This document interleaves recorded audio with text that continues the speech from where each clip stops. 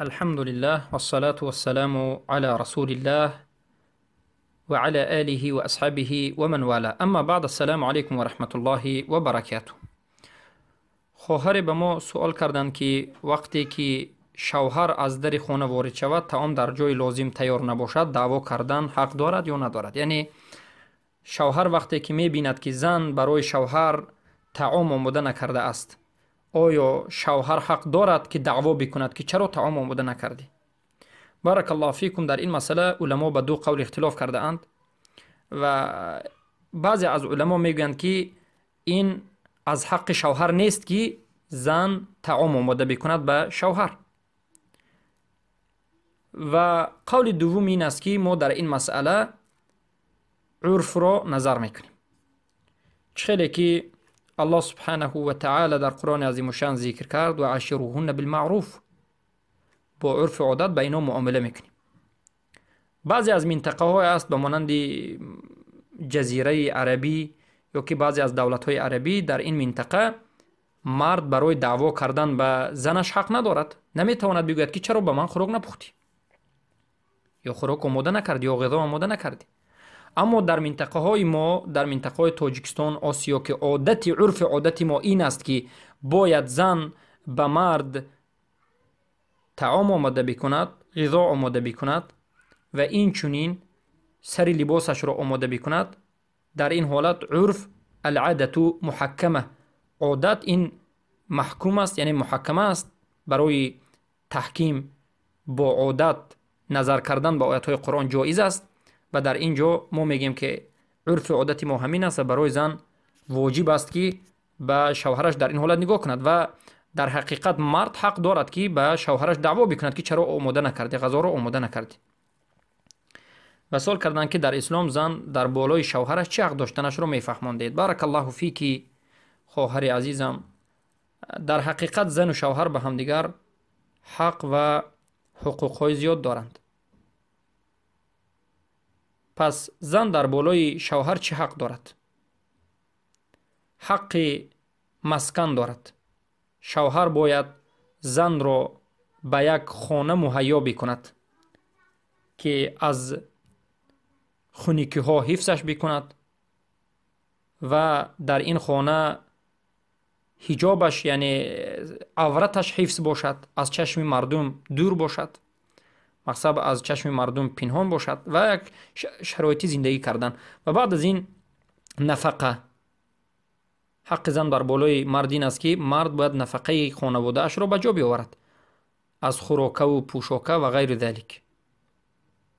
و این چنین حق زن در بالای شوهر این است که شوهر خواستی نفسی زن را که این در علاقه شهوانی هست البته به جا بیاورد.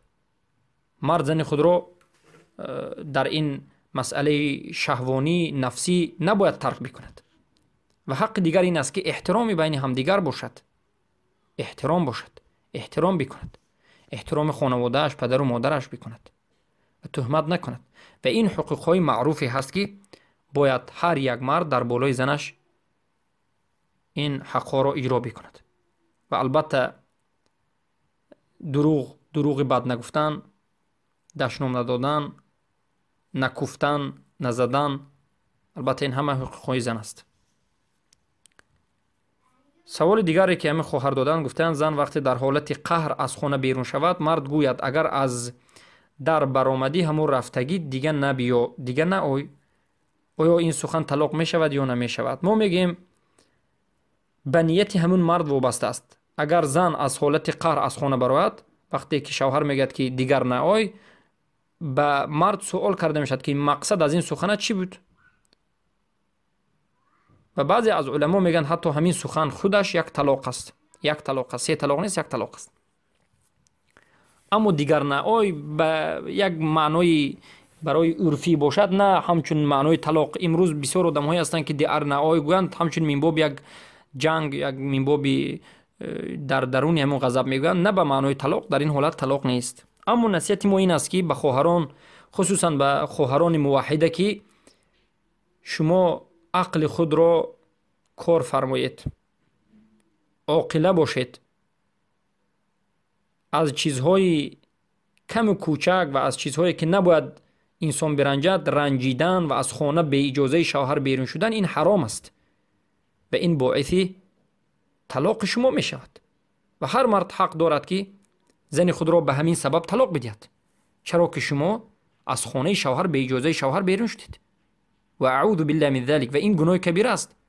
برای زن گناه کبیره است. زن نباید تا این درجه جاهل باشد که از سبب قهر و غضب از خانه شوهر بیرون شود.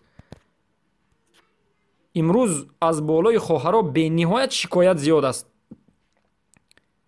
اکثر خواهرها و بسیاری خواهرها از نظر عقیده، از نظر توحید، از نظر احترام شوهر جاهلند، بیخبرند. از یک چیزهای نشده غضب میکنند و از خانه بیرون میروند و در حقیقت این علم آور است. من خواهران عزیز شما را دعوت میکنم به سوی توحید، به سوی تعلیم گرفتن توحید و به سوی قرآن و سنت. وقتی که شما توحید را می آموزید، لذت ایمان و توحید را شما می آموزید، همیشه زندگی شما خوب است و حتی شوهرتان را شما می توانید که موحد بکنید. خوشبختی زندگی عموم اکثرش رابطه به زن دارد. خوشبختی زندگی سببش زن است. وقتی که زن موحد شد، وقتی که زن عاقل شد، وقتی که زن فقیه شد، وقتی که زن چگونه اداره کردن خانه اش را آموخت، شوهرش را، حالتش را آموخت، 100% من یقین دارم که این زندگی و این اهل و این خانواده زندگیش بهترین و خوشبختترین زندگی خواهد شد. پس سوال دیگر این است که زن وقتی خوابهای شیطانی بینه غسل کردنش شرط است یا نیست؟ ما به این سوال چندین بار جواب دادیم. بار دیگر مختصرا جواب میگوییم که بارک الله فیکم، احتلام شیطان یعنی که شیطان به مردها به خوابشان میدارد و مردها را چی میکنند؟ احتلام میکنند که به مردها غسل کردن واجب میشود و این علامتی به بلاغت رسیدن است. و این چنین دانسته باشید که همین حادثه به زنها هم واقع می شود و زن هم در خواب شیطان را می بیند و احتلام می شود و بعد از احتلامش، بعد از اینکه خواب شیطان را می بیند، حتما غسل کردنش واجب است و حکم زن مرد در این مسئله یک چیز است. بارک الله فیکم. و البته در این مسئله حدیث صحیح از رسول اکرم صلی الله علیه و سلم ثابت شده است. زنی از رسول الله صلی الله علیه و سلم میپرسند، پیامبر صلی الله علیه و سلم میگن غسل بکنید، که ما در سوالهای قبلی جواب دادیم. حدیث صحیح در این مسئله وجود دارد. بارک الله